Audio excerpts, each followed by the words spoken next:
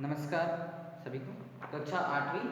आज हम पढ़ रहे हैं दीवानों की हस्ती, पाठ 4 दीवानों की हस्ती। इससे पहले हम 3 पाठ पढ़ चुके हैं और व्याकरण के कुछ संज्ञा हमने पढ़ लिया है।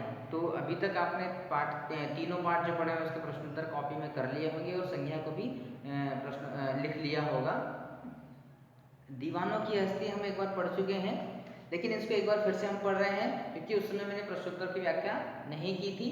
तो इस वीडियो को आप ध्यान से सुनिएगा, इसमें आपको सारे प्रश्नों के उत्तर भी मिल जाएंगे, है ना। चलिए पढ़ते हैं। हम दीवानों की क्या हस्ती, हम दीवानों की क्या हस्ती है, आज यहाँ कल वहाँ चले, मस्ती का आलम साथ चला, हम धूल उड़ाते जहाँ चले, है ना। इस कविता में भगवती चरण शर्मा जी ने लिखी है कविता।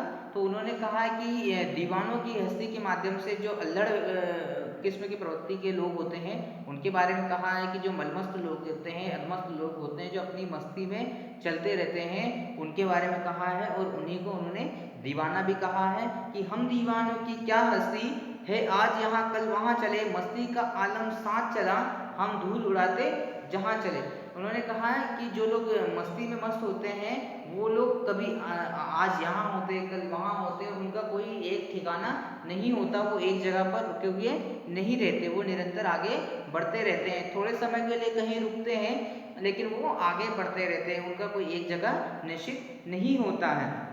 मस्ती का आलम साथ चला, हम धूल उड़ाते जहाँ चले, मतलब उनके साथ हमेशा मस्ती का आलम रहता है। मस्ती के आलम से मतलब है कि वो हमेशा खुश रहते हैं, वो हमेशा सुखी में रहते हैं, वो हमेशा उन्माद में रहते हैं, वो हमेशा जोश में रहते हैं, है ना। तो वो उनके भाव जो होते हैं वो सकारात्मक होते हैं, वो दुख में नहीं होते, वो निराश नहीं होते, वो नकारात्मक सोच नहीं रखते, वो आगे बढ़ते हुए चले जाते हैं। आए बनकर उल्लास अभी, आंसू बनकर बह चले अभी, सब कहते ही रह गए अरे तुम कैसे आए कहाँ चले, है ना। इसमें कवि ने कहा है कि आंसू बनकर उल्लास अभी, आए बनकर उल्लास, अभी तो आप उल्लास बनकर आए हो, अभी तो आप खुशियां बनकर आए हो, मतलब उन लोगों के जीवन में आए हो जो निराश पड़े बैठे हैं, जो हताश हैं, जो दुखी हैं, उनके जीवन में, है ना। कि कभी कभी अलमस्त लोग जो होते हैं, दीवाने लोग क्या होते हैं, जब जा रहे हैं तो उनको कोई व्यक्ति निराश दिख जाए, कोई हताश दिख जाए तो वो उनके साथ बैठ जाते हैं, उनके साथ अच्छी अच्छी बातें करते हैं, उनको हंसाने का काम करते हैं, उनकी निराशा को दूर करने का काम करते हैं, उनके जीवन में उत्साह पैदा करने का काम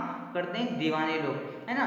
तो वही उन्होंने कवि ने उन दीवानों उन निराश व्यक्तियों के माध्यम से कवि ने कहा है कि अभी तो तुम आए थे और अभी कहाँ चल दिए, है ना। अभी तुम हमारे जीवन में खुशियां बनकर आए थे, उल्लास बनकर आए थे, और अभी कहाँ चल दिए, सब कहते ही रह गए अरे तुम यहाँ तुम कैसे आए कहाँ चले। तो सब लोग ये कहते हैं, जो निराश व्यक्ति है वो कहता है कि यार तुम अभी तो आए थे अभी कहाँ चले, मतलब निराश व्यक्ति को समय का पता नहीं चलता कि कितनी जल्दी वो उसका समय कट गया, है ना। कि जब वो निराश था तो उसके मन में निराशाएं थी, नकारात्मक भाव था, लेकिन जब दीवाने लोग उसके पास आए, है ना, मदमस्त लोग उसके पास आए तो उनके जीवन में खुशियां आने लगी, और फिर उन्हें पता भी नहीं चला कि हमारे दुख कितनी जल्दी हमसे दूर हो गए, हमारी निराशाएं कितनी जल्दी हमसे दूर हो गई। तो इसी भाव को लेकर के वो कहते कि यार तुम जब आए थे तब हम दुखी थे, हम निराश थे, लेकिन तुम्हारे आने से हम खुशी हो गई, हमारे जीवन में उल्लास आ गया, उत्साह आ गया, तुम अभी तो आए थे और अभी चल दिए हमारे पास। तो इस भाव से जब वो जाते हैं तो निराश व्यक्ति दुखी हो जाते हैं कि यार दीवाने हमारे जीवन में आए थे और हमें खुश होकर, हमें खुश करके, हमें उत्साहित करके जा रहे हैं। तो इस भाव से वो प्रश्न पूछते हैं कि तुम कैसे आए कहाँ चले, है ना। आंसू बनकर वह जाना क्यों कहा है। अब कवि ने इसको आंसू बनकर कहे जाना इसलिए कहा है क्योंकि जीवन में उनकी निराशाएं थी, उन व्यक्तियों के जीवन में निराशाएं थी। जब उत्साह आया, जब खुशियाँ आई तो सारी निराशाएं उनके जीवन में खुशी के आंसू बन करके बह गई, उनसे आंसू के रूप में उनकी सारी निराशाएं दूर हो गई, इसलिए उन्होंने इसको निराशा के आंसू भी कहा या आंसू बनकर कहे जाना भी कहा। किस ओर चले यह मत पूछो, चलना है बस इसलिए चले, जग से उसका कुछ लिए चले, जग को अपना कुछ दिए चले, है ना। इसमें कवि ने कहा है कि हम कैसे आए थे, कब आए थे, ये मत पूछिए हमसे, है ना, क्योंकि हमारा ये काम नहीं कि हम तुम्हें जवाब दें कि हम कैसे आए क्यों आए, हम तो आए हैं बस ये आप मान कर चलिए, है ना।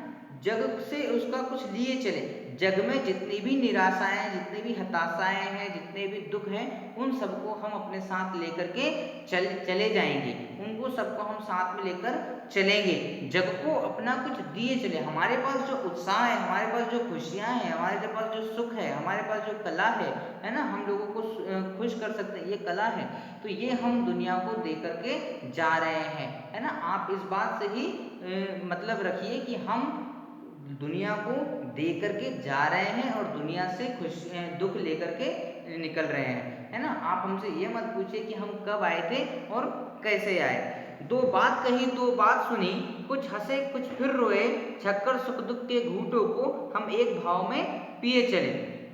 अब इस पंक्तियों के माध्यम से कवि ने कहा है कि दो बात कही दो बात सुनी, है ना, कि जब हम मदमस्त लोग हैं, अलमस्त लोग हैं, अपनी मस्ती में घूमने वाले लोग हैं, जब हम अपनी मस्ती में रहते हैं तो लोग हमको दो बात भी कहते हैं, लोग हमको ताने भी मारते हैं, लोग हमको उलाहने भी देते हैं, लोग हमको गालियाँ भी देते हैं, लोग हमको बुरा भला भी कहते हैं कि कैसे लोग हैं ये, इनके पास कोई काम धाम नहीं है क्या, ऐसे ही घूमते रहते हैं, ऐसे ही मस्ती करते रहते हैं, इनके घर में इनका परिवार नहीं है क्या, इनके लिए कोई उद्देश्य नहीं है क्या, इनका जीवन का कोई उद्देश्य नहीं है, इनको कोई नौकरी नहीं करना है क्या, है ना, ऐसे फकीरों के जैसे घूमते रहते हैं, भिखमंगों के जैसे घूमते रहते हैं, है ना, अपने जीवन का कोई लक्ष्य नहीं रखा है इन्होंने, इसी तरह घूमते रहते हैं, है ना। तो यही बात कहते हैं कि हमको लोगों ने दो बात भी सुनाई है, दो बात भी कही है, और हमने भी लोगों को बात कही है। बात कहने का मतलब है कि हमने उनके जवाब दिए हैं, हमने उनके सकारात्मक जवाब दिए हैं कि लोगों ने दो बात हमको दो बात कही दो बात सुनी, है ना, हमने भी लोगों को बातें कही है, हमने भी लोगों को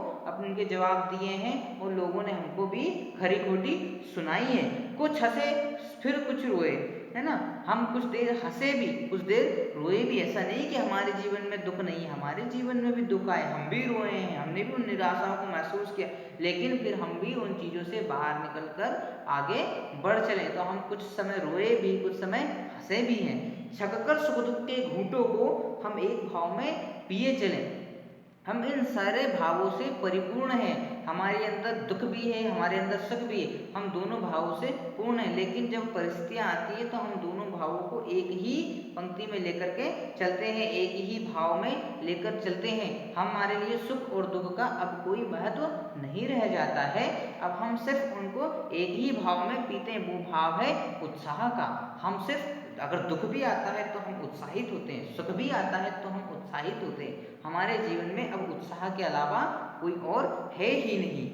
हम भिखमंगों की दुनिया में स्वच्छंद लुटाकर प्यार चले, हम एक निशानी सी उर पर ले असफलता का भार चले, है ना। हम भिखमंगों की दुनिया में स्वच्छंद लुटाकर, भिखमंगा किसको कहा है, दुनिया को कहा है, दुनिया के लोगों को भिखमंगा कहा है ना, भिखमंगों की दुनिया में, क्योंकि ये दुनिया जो है सिर्फ लेने का ही काम करती है, इसको जितना दो उतना कम पड़ता है। लोग भी होते हैं ना, आप लोगों को देते जाइए, आप लोगों को हंसाते जाइए, मना ही नहीं करेंगे, लोगों को आप देते जाइए, कुछ भी देंगे वो लेते रहेंगे, है ना। वो दे आप कुछ मांगोगे तो आपको वो आसानी से देंगे नहीं, आप बार बार मांगोगे तब जाकर थोड़ा सा कुछ देंगे, है ना। तो यहाँ पर भिखमंगा दुनिया को कहा है कि बेरोक प्यार लुटाने वाला है ना, तो दुनिया को हमने खूब सारा प्यार लुटाया, क्योंकि दुनिया तो भिखमंगी है, दुनिया तो लेना जानती है ना, देना नहीं जानती। स्वच्छंद लुटाकर प्यार चले, हम इस भिखमंगी दुनिया को अपना खूब सारा प्यार दे करके आगे बढ़ चले, हम लोगों को अपना प्यार खुशियाँ उत्साह दे करके आगे बढ़ चले। हम एक निशानी सी उर पर ले असफलता का भार चले, हम अपने हृदय पर असफलता का भार लेकर के चलते हैं कि ये लोग हमें कुछ भी नहीं दे पाए, जबकि हमसे लिया ही है इन्होंने, है ना। तो ये उनके लिए असफलता थी कि भाई ये हमें कुछ दे ही नहीं पाए, हम इनके लिए इतना कुछ कर दिए, लेकिन उसके बावजूद भी ये हमारे लिए कुछ नहीं पड़ा, है ना। भेद मिटाकर भी लोग उसकी भावनाओं को पहचान सके, दुनिया का सरलता की कदर नहीं करती, है ना। ये इन लोगों ने हमें कभी समझा ही नहीं, इन लोगों ने हमारी कद्र की ही नहीं, उल्टे हमें ताने मारे, ये हमारे लिए असफलता है कि लोग हमें पहचान नहीं पाए, लोग हमें समझ नहीं पाए, उसके बावजूद भी हम अपना प्यार लुटा करके इनके ऊपर जा रहे हैं, है ना। तो इस बात को कवि ने कहा है कि हृदय असफलता एक निशान भार की तरह लेकर जा रहा है ना। तो वो असफलता का भार मतलब कि लोग हमें समझ नहीं पाए हैं, ये उनके लिए असफलता है। अब अपना और पराया क्या आबाद रहे रुकने वाले, हम स्वयं बंधे थे और स्वयं हम अपने बंधन तोड़ चले। अब हमें अपने और पराये से कोई मतलब नहीं रह जाता कि कौन अपना है कौन पराया है। जो हमारे साथ चलेगा वही अपना है, जो नहीं चल रहा वो भी अपना है ना। तो दोनों ही स्थिति में सब हमारे अपने हैं, सब अपने पराये हैं। हमें अब अपनों और परायों का कोई भेद नहीं रह जाता, कोई अंतर नहीं रह जाता है। आबाद रहे रुकने वाले, जो लोग रुके हुए हैं, जो किसी बंधन में बंधे हुए हैं, जो किसी सोच में बंधे हुए हैं, जो रूढ़िवादी में बंधे हुए हैं, जो परिवारवाद में बंधे हुए हैं या किसी असफलता में बंधे हुए हैं, हमें उनसे कोई मतलब नहीं। जो बढ़ना चाहता है वो बढ़े, जो रुकना चाहता है वो रुके। हम स्वयं बंधे थे और स्वयं हम अपने बंधन तोड़ चले। हम पहले बंधे हुए लोग थे, तो अब हमने अपने बंधन तोड़ दिए हैं और हम स्वच्छंद हैं, हम आज़ाद हैं और हम आगे बढ़ना चाहते हैं। रुकने वालों के लिए हम नहीं रुकेंगे, कोई हमारे साथ चलना चाहे तो हम चलेंगे, है ना। तो यहाँ पर कवि ने इन पंक्तियों के माध्यम से उत्साह की बात कही है, निराशाओं को दूर करने की बात कही है और हमेशा मस्ती में रहकर जीने की बात कही है। हमें अपने निराशाओं में बंधकर नहीं रहना चाहिए, हमें अपने दुखों में बंध करके नहीं रहना चाहिए, हमें अपने जीवन में उत्साह लाना चाहिए और एक नई उमंग के साथ आगे बढ़ना चाहिए, है ना। तो मैंने यहाँ पर आपको इसके प्रश्नोत्तर भी क्लियर किए हैं। तो इसमें 3 प्रश्न हैं इस कविता में, उनके आप प्रश्नों के उत्तर भी लिख लीजिए और कविता से आगे, है ना, एक प्रश्न इसका भी है, उसको भी आप पूर्ण कर लेंगे, है ना। फिर प्रश्नोत्तर करने के बाद जब आपसे कॉपी मांगी जाएगी तब आप उसको दिखाना। तब तक आप अगला पाठ पढ़कर रखिएगा। अगला पाठ है हमारा चिट्ठियों की अनूठी दुनिया। इस पाठ का अध्ययन भी करें और उसके बाद में इनके और इस पाठ 4 के आप प्रश्नोत्तर भी कर लीजिएगा अपनी फेयर कॉपी में, है ना। एक ही कॉपी बनाना है, फेयर कॉपी, रफ कॉपी में कुछ भी नहीं करना है। चलिए, थैंक यू।